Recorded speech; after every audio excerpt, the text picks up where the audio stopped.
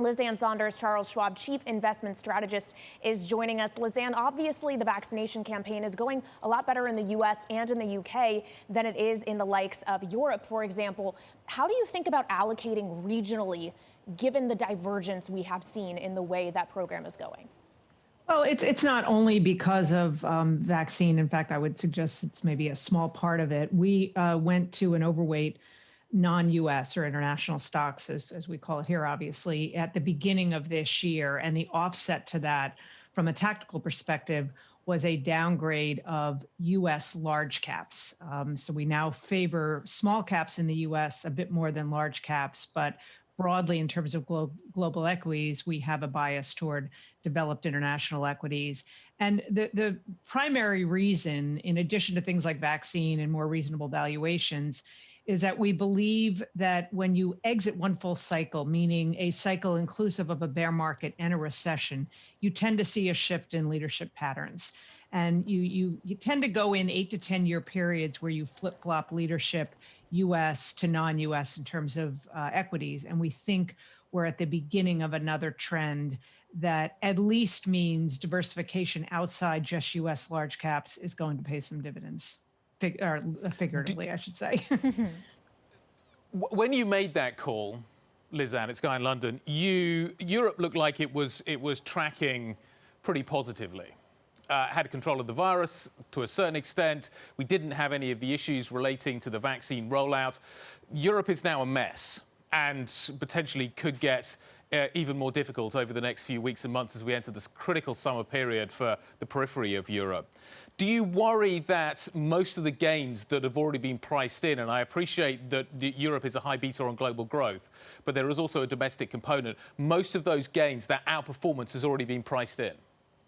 Not necessarily. If we thought that, then we would have changed the view. I think, if anything, the very, very robust assumptions being made about the U.S. economy is probably priced into U.S. stocks. I think in the case of Europe, you have that potential because of the weakness now of a pickup in growth that maybe exceeds more dampened recent expectations because some of the vaccine-related turmoil.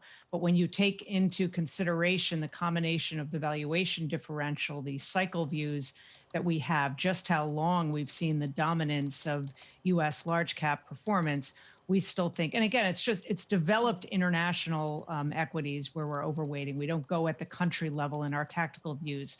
So it's a broader swath of countries on an index level than just Europe.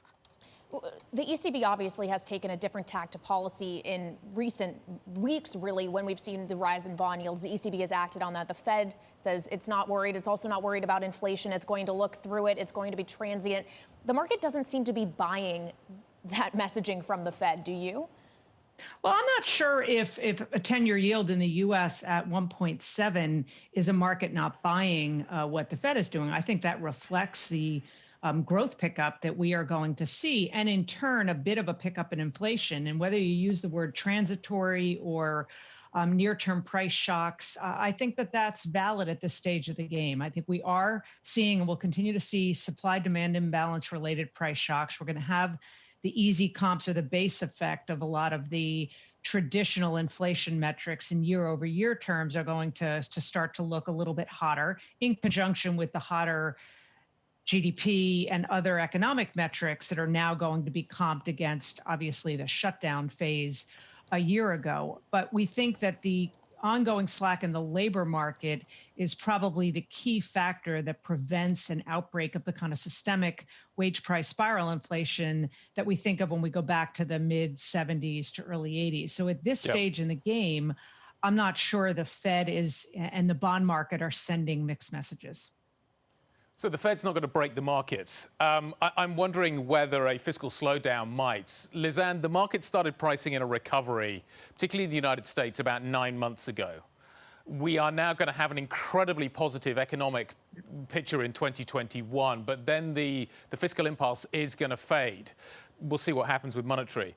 When does the market start pricing in that slowdown?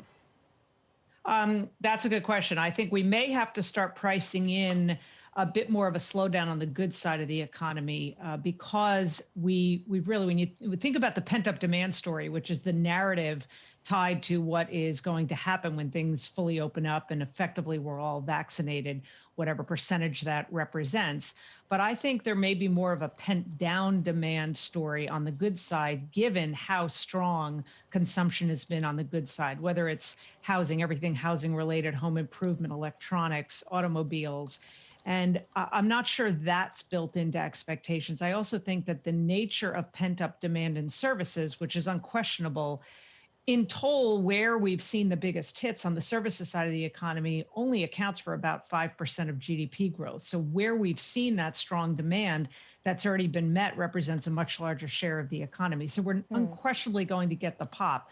But absent that fiscal stimulus, and once we meet some of that pent up demand, I worry that there's going to be too much extrapolating of this short-term story we're about to see in demand too far into the future, and that could bring in maybe a bit more of a volatile phase for the overall stock market.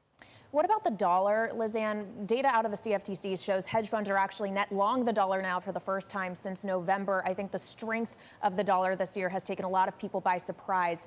Do you expect that to continue, and how does that affect your investment thesis at this point?